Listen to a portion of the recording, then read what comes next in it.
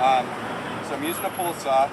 I'm going to cut right in the middle here. Now, if I was really worried about making sure this was an absolutely precise cut and looked really nice, I'd take a little bit of masking tape and I'd wrap it around the bamboo, and then I'd make the cut.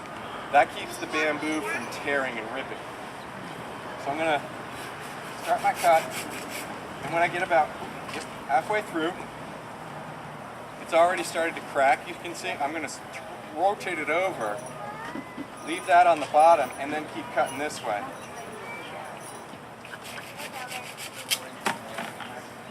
And so when you do it like that, what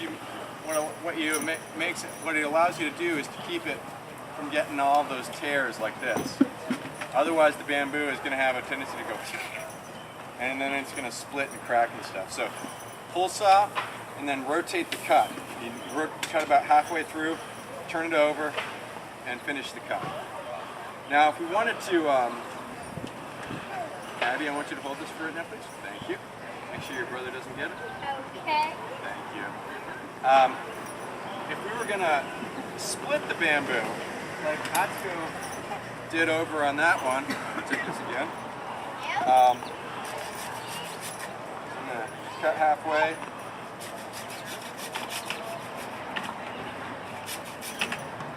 That's a good example of what happens when the bamboo tears.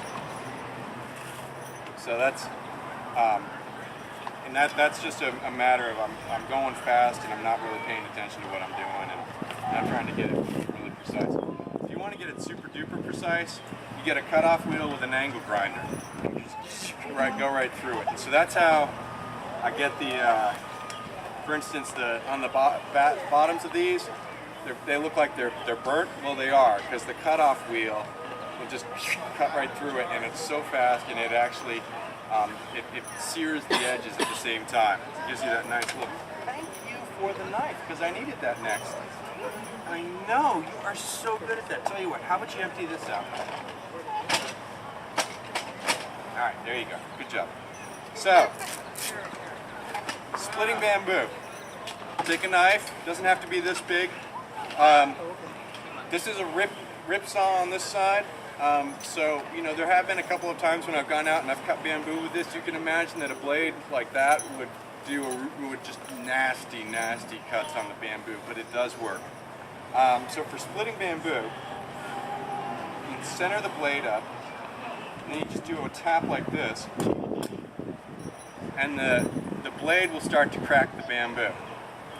So if you look, you can see we're almost halfway even. Then after that, it's just a matter of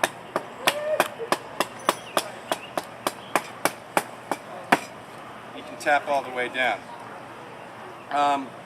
There's also a technique I've seen, and I've never made one of these, where you can get a circular,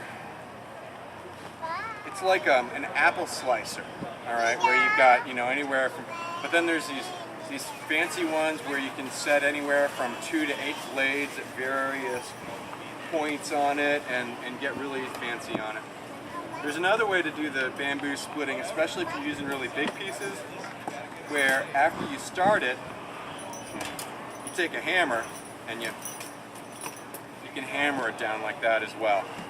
If you've got a really big, thick, stiff piece, or especially if you're trying to split the bamboo that's really thick like this. Yeah.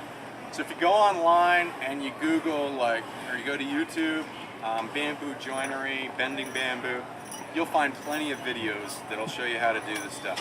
The Sierra Club, about 20 years ago, 30 years ago, published the Encyclopedia of Bamboo, which is just phenomenal. It has so many great techniques in it. It's a great book. I'd recommend that to anybody, and it's got this Western hippie guilt complex going, so that they're like, we're writing this book for all the people who will never be able to buy this book, who would benefit from knowing how to work with such a beautiful material, but we want people to know how to do this. And then they have a picture of this emaciated Peruvian child in an oversized hat, you know, next to it. But it's a great book nonetheless, but it's so of its time, 1981. There he goes with the hammer. So if you ever see that book, great to pick up. It's got 1,001 uses for bamboo in it. I mean, everything from like brewing beer to building boats to everything. But what we're going to do today is do some basic lashing. Pioneering Merit Badge book from the Boy Scouts of America is another great resource to learn how to do this stuff. Pretty much what you see Atsuko doing up there. And I'm going to use this. Normally I wouldn't use big rope like this for doing lashing, but for today, since I'm trying to do it in front of y'all so you can see what I'm doing, it makes it a little bit easier. Just going to make sure I got all the tools. Oh yeah, okay, so the last tool that I didn't talk about, and I'll just mention it briefly, is propane torch. So in natural gas, propane, I've got torches with a variety of head lengths in it, and that allows you to do stuff like this, or make fenders. When bamboo gets heated up right a few degrees below its flash point, the point where it ignites and starts burning, bamboo reaches this plastic point where it bends. The more moisture is in the bamboo, the more time you have to work with it. So if you try to heat dry bamboo up, it's not going to work nearly as well as if you're working with green bamboo. This stuff, I heat this up with a torch, and then once it cools down, it keeps the curve that you set it into.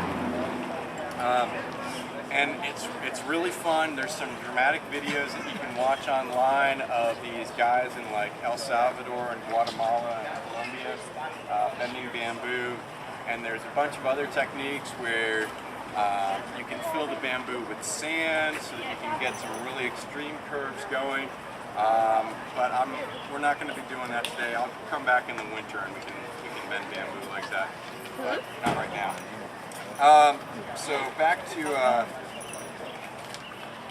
I'm going to show you the most basic of lashings. This is called a square lashing. We'll be using it over there. So start with a piece of rope. This piece is a little bit long for this, but that's okay. And what we're going to do is, well, like a T or like a cross. Abby, come on over here and give me a hand real quick, please. Thank you. All right. Could you just hold this piece right here for me, please? All right, hold it flat. There you go. Okay, and can you hold it to the side, please? There you go. Good. Okay, so start off, take the rope, find the middle spot, give or take. This makes it easier to do it this way. You can do it from one end. I like to work with two pieces. Okay. Wrap it around. Okay, you got to keep holding this. Thank you. All right, don't let go. These are the same knots that if you walk over here and look at the lashings on the bamboo tent over there, same thing. Abby, keep an eye on what you're doing, please. Put one more hand right there, please. There you go. Okay, so that's what's called a square lash, and I'll repeat it. You can pull the rope around, do it again. Okay, so now I've done it twice. Now I'm going to do what's called a diagonal lash. So now instead of, we're going to go make X's across it. So that's one. Go back around. Do another X.